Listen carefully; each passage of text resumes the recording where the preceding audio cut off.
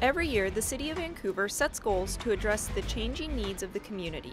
Over the last couple of years, city goals have mostly centered around redefining how the city serves its citizens during changing economic times. These goals really are looking at how do we evolve the way we do business in our core service areas based on the highest priority things that we do for the community so that we can be prosperous for the long term. The prolonged recession and conservative property tax limitations in Washington mean the city, like many government agencies, has to find a new way of doing business to ensure core services are maintained with lower revenues. But we also learned some lessons going through that. We wanted to make sure that the city had a set of comprehensive financial policies that govern all of our decisions for budgeting and for running our utility systems and for having adequate reserves in place and help guide our financial decisions for the next decade at least. Public safety is a top city funding priority, but some fire and police staff are currently funded by grants. The city extended these positions through 2014. However, long-term, the city's projected general fund revenues are insufficient to pay for expenses such as these.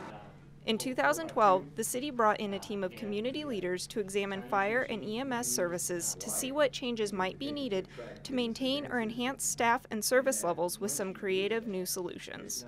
To look at how different ways we might be able to evolve the service, ranging from deploying different kinds of vehicles to a shift in how we deploy the staffing from a 24-hour to a different kind of schedule, what investments need to be made, not only to meet seismic standards, but also to be best positioned to meet the demands of the community that has grown and evolved over the last century.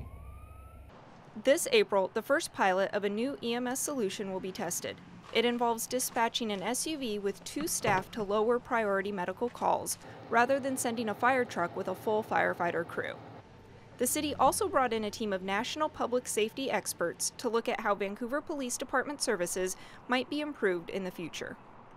Not only a picture of what opportunities we may have and strengths in the department as we move forward, but also that we have a good picture of what the challenges and opportunities facing the new chief will be, so that we can recruit a specific set of talent, leadership, and management abilities that match the unique attributes of Vancouver. With significant cuts to city services over the last 5 years, Parks and Recreation was particularly hard hit. A team of Parks and Recreation consultants that helped other agencies across the country is helping Vancouver find creative new solutions as well. Their report noted that Vancouver-Clarke Parks and Recreation Department is not really a consolidated city and county agency, because both partners have different priorities and the city spends significantly more money on these services. They gave an interim report to the council just a couple of weeks ago, and we're looking at fashioning what the choice set is for the council and the Board of County Commissioners on whether we have a consolidated regional system or we have kind of separately managed but neighboring systems. We want to make sure that we look at what a reasonable expectation is relative to level of service for parks, what our community, the Vancouver community, expects for parks maintenance and development over the long term.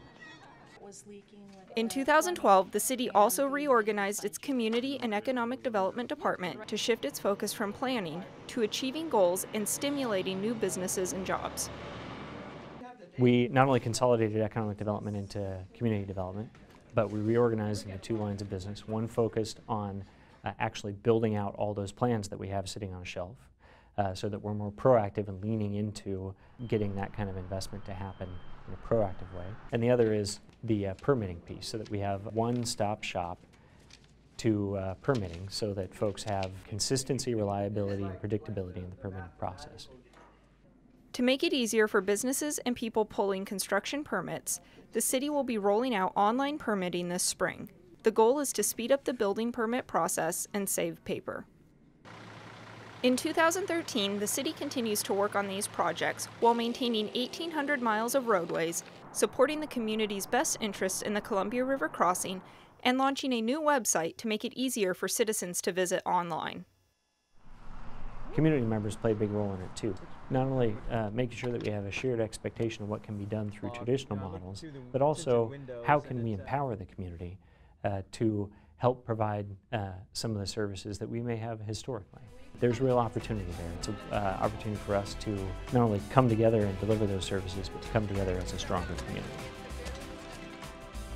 For more information, go to the city's website at cityofvancouver.us and search 2012 goals.